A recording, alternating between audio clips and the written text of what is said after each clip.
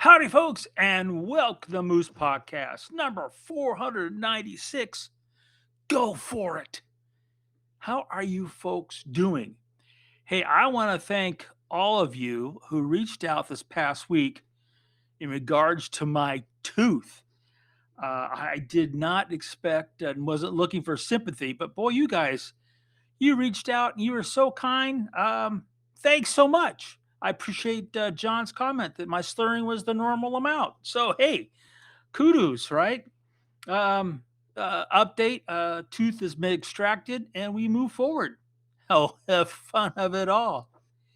But I trust you guys are doing well. Hey, I did post this past week the moose shooting report for Lake Kissimmee snail kites. A really marvelous place. If you haven't checked it out, head to my YouTube channel. You'll find it there, along with other good stuff. And of course, you can always head to the website. The top under the opening video, you'll see Moose Shooter Report tab. And I think there's over 20 Moose Shooter Reports there to help you if you are deciding to go somewhere or want to go someplace again and change it up. That information's there. It's free. Hey, I hope it helps you get better shots. Want to thank you,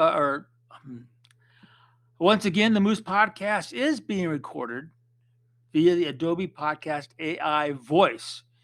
I kind of got stumbled there because I'm looking and I'm like, oh no, it's not recording again. But I can see that it is. They just kind of changed it up again.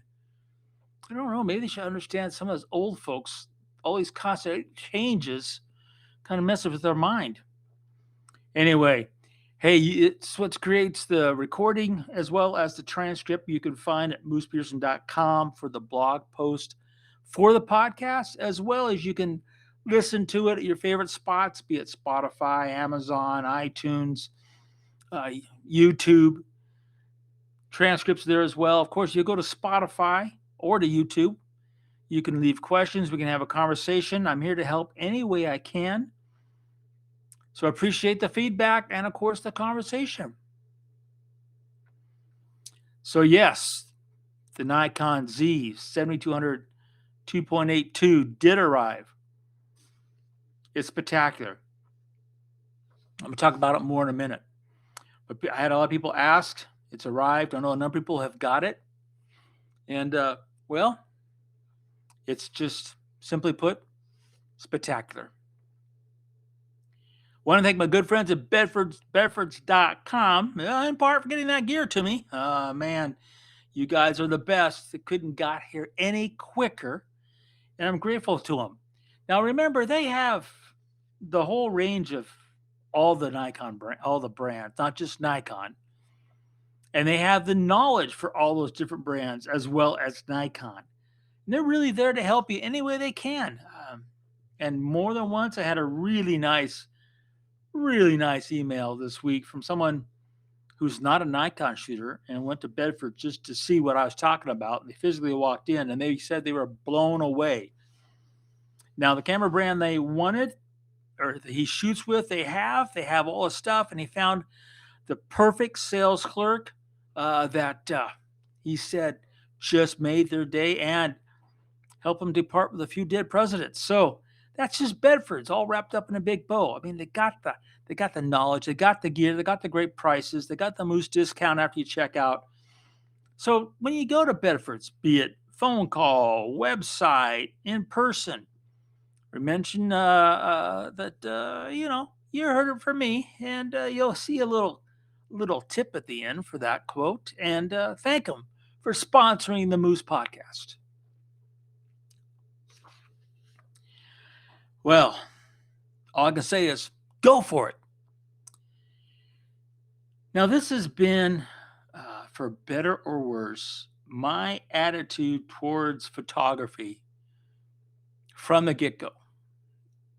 Now, I should start off with a little caveat, a little asterisk, a little warning that the advice I'm giving to you could be literally dangerous. Could be bad for your health, could be bad for your career, could be bad for your business, could be bad for your bank account.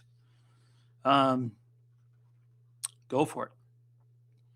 So here's the thing. I got the Z72.8 2. Got it on Monday.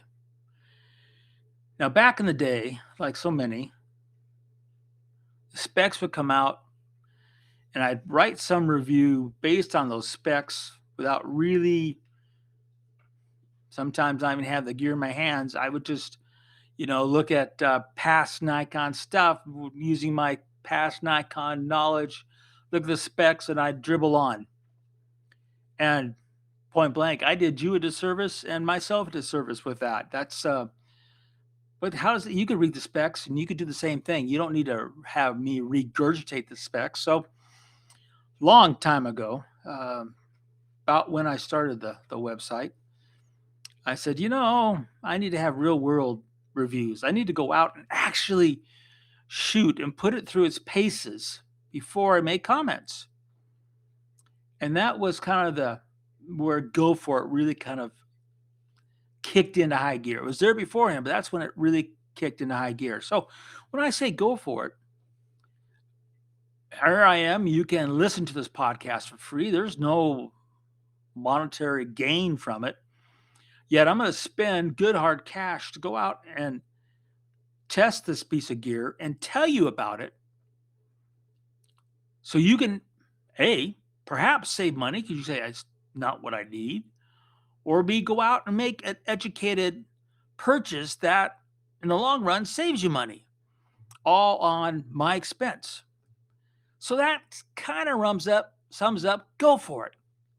So in this particular scenario, I knew the lens was coming, and soon as it arrived on Monday, instantly reaching out to some friends with some really cool aircraft. Now, the timing was perfect. We had a nice, really nice weather window. The Palouse was beautiful and green. And we ended up doing 7 air-to-air missions. And every one of those air-to-air photo missions, I used the 7200. I can't think of any more real-world testing that I could do with a lens than going up to 3,500 feet and shooting all these aircraft and seeing how the lens performs. Now, that's classic go for it. I just went for it, made the calls and made the drive, spent the time, the money, go out and see if this lens is really worthwhile. And that's, believe it or not, what I'm going to encourage you to do. Not to go out and buy the lens and go do it air to air. No. I want you to, and it's hard to do, especially right now as every dime we make is getting more and more pinched. But this whole thing kind of came from another conversation where somebody was just up against a wall, asked for advice. And the question was really, hey, I'm pinched and I have this opportunity and I don't know if it's going to pay dividends. What do I do? And I said, well, for better or worse, go for it. That's what I've always done. And they're like, really? And it's like, there is nothing worse, as far as I'm concerned, than having that idea, that opportunity, and not going for it, and then it passes you by and you live with regret. That to me is worse than having a bank account that's been reduced by whatever was required to go and make something happen. That is kind of what I've done for almost 30 years. Didn't do it the first years because it wasn't even on the radar scope. The idea of going for it and spending money that wasn't even anywhere, vaporware. But I've done it ever since. And I'm here to tell you, it does not work out every time. Does it work out a percentage that I could say? I have never kept track of that because, to be honest with you, the couple of times it didn't, definitely are blown away by the times that it did. For example, this past weekend when I went out and shot with the new 7200 Z lens at 2.82. Now, I'm not talking about just in buying gear. Nope. I'm not talking about just in going out and shooting a project. I'm not talking about just going out and going on a trip. I'm talking about the whole umbrella which photography kind of sits under, which includes business. There are more times than not that I had an idea. And if I didn't, in the business world of photography, you it's it happens. It's not happened to me, but it's happened. You have idea, you can sell it to someone, they'll give you money before you actually produce on that idea. To fund you going out and producing with that idea. I mean, that does happen, but it's never happened to me. It's quite the contrary. I have to go out and actually produce the content, both the images and the text, and then deliver that to the client and then get the money back in the perfect world. And a number of folks are reached out and they're worried about the rejection letter. And it's like, that rejection letter, that's really an affirmation you're doing something right, not that you're doing something wrong. I know that sounds ass backwards, but that rejection letter is really the reward for you going for it. Now, the finish that rejection letter thought for a moment. That rejection letter, 9 times out of 10, isn't because your photographs and or texts are not up to par. More likely, 9 out of 10 times, that the moment your text photo package hit the desk or the computer monitor, what happens to be, they just simply didn't have a hole for it at that moment. That's mostly what those rejection letters are about. But we've talked about many times on this podcast, learning from failure. And when you go for it, failure is definitely on your horizon. Definitely on your horizon. It's way inside the radar. And you have to understand that. And that's something that you should actually look forward to, embrace, because from that failure, you'll learn a lot. Real simple example. I did not go out and reach to folks about flying this past weekend before checking the weather. So I had to learn and understand a little about not just, the forecast says rain, but I have to look to see what the wind is going to be doing and from what direction. And is it going to be windy where I want to go and photograph based on the background?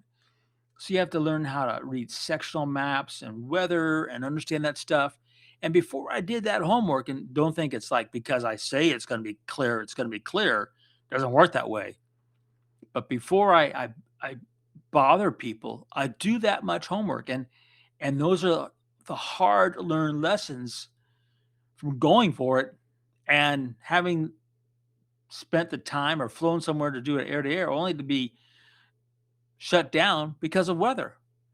You got to understand that, if there is a whole lot of wind, then you're buffeting around, and not only is just not fun for anybody, the planes will do the small little elevator jump up and down, and that no matter what shutter speed you have, when you're moving forward in an aircraft, all of a sudden the plane goes up and down, things are out of focus. Period. Done. You're out of business. You don't have a sharp picture. You have nothing. So, in this process of moving your photography forward, I'm encouraging you to move beyond your comfort range, being it physically, mentally, financially, photographically. Extend yourself. Don't have to do it every day, not every week, not even every month.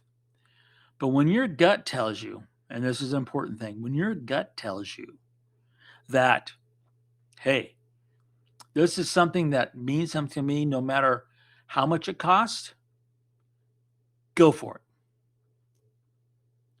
Now, in regards to the Z70-200 2.8 lens, this lens is spectacular. The extra weight that was removed, that almost 30%, is very noticeable when I'm doing the air-to-air, and I love it. I did extended time in the air, as you can only imagine, doing 7, My arm wasn't worn out, so I really appreciated that to no end. The zoom collar being at the end of the lens is perfect for proper hand holding, especially inside a 185 with the door off. I really love the very creative engineering way in which the collar that has the tripod foot, which does have the Arca Swiss groove in it, that will bayonet off like some older lenses would bayon off. But in this case, the actual collar rotation is so smooth. It is spectacular.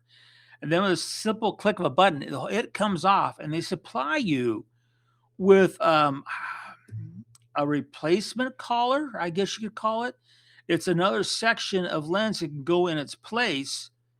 So it keeps that surface clean for when you put the collar with the tripod foot on there so it doesn't get scratched up. So you keep that smooth 360 rotation the entire time with this protective sleeve. To me, that's just absolutely genius. You do have the clickable ring if you turn on the switch, so you can change aperture by changing that ring on the lens. And it's if you're wondering, is it worth the upgrade? I'm here to tell you. If you take the 24 to 72.8 and you compare it to the 24 to 72.82 and how much of an improvement that lens is over the original, I think the 7200 is even more of an improvement over the original 7200, which was gorgeous. It is just absolutely, I can't say enough. I am so glad that I actually spent the money. Go for it. You guys have a great week. Get out there and shoot. Share those images. And remember to make every photograph your story.